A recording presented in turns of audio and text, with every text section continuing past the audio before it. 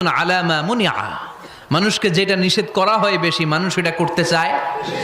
যদি বলি ওদিকে যাবি না, ওর বাপের কিরা ওদিকে যাবে ও, ঠিক কিনা?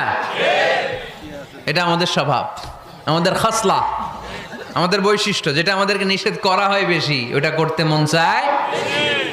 সব হাজিরা মনে মনে ভাবলো আমরা যাব যাব, তোরা যতই বলিস না কেন যাব যাব, হজের পরে অবশ্যই যাব।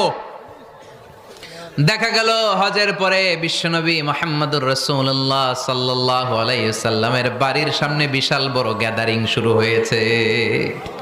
সবাই লাইন ধরে দেখা করতে গেছে। দেখা করতে যে বিশ্বনবীর চেহারা দেখে প্রথম নজরেই সব পাগল।